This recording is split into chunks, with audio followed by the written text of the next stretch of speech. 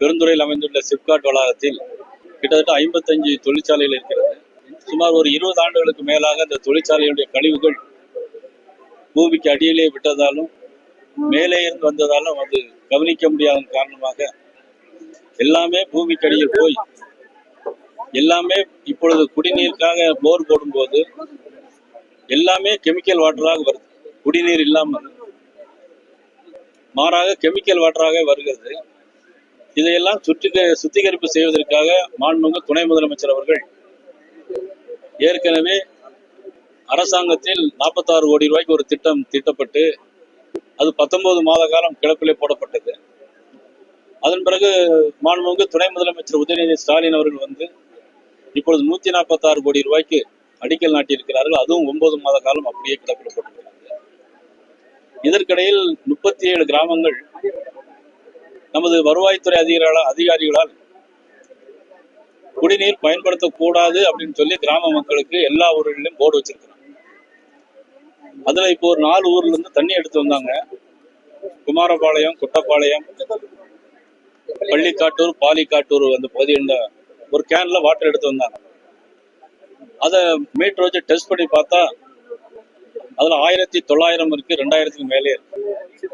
ஒரு மனிதன் குடிக்கப்பட வேண்டிய டிடிஎஸ் அளவு வந்து 400 கீழா இருந்தால்தான் அது பயன்படுத்த முடியும்.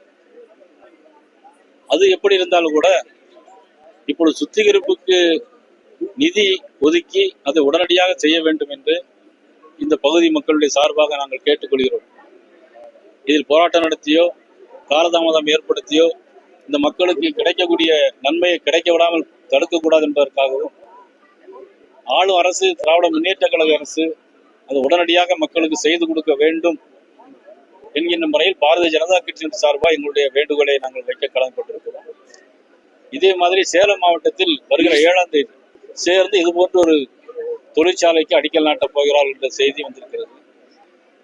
தமிழக மக்களுடைய நலன் கருதி மக்களுடைய உயிர் தான் முக்கியமே தவிர தொழிற்சாலை நமக்கு முக்கியம் அல்ல.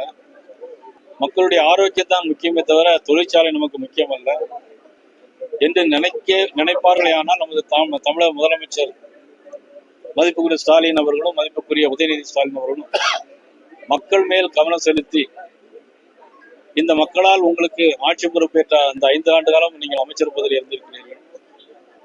உடனடியாக கருணையோடு நீங்கள் அதற்கு ஏற்பாடு செய்து உடனடியாக நிதியை ஒதுக்கி இந்த தண்ணீர் சுத்திகரிப்பு நிலையத்திற்கு உடனடியாக ஏற்பாடு செய்ய வேண்டும் என்று கேட்டுக்கொள்வதோடு ஜல்ஜீவன் திட்டத்தின் மூலமாக இந்த 37 கிராம மக்களுக்கும் உடனடியாக முன்னுரிமை கொடுத்து அதனுடைய அடிப்படையில் நீங்கள் வந்து இந்த ஜல்ஜீவன் திட்டத்தை அமல்படுத்த வேண்டும் என்றும் அன்போடு நாங்கள் கேட்டுக்கொள்கிறோம்.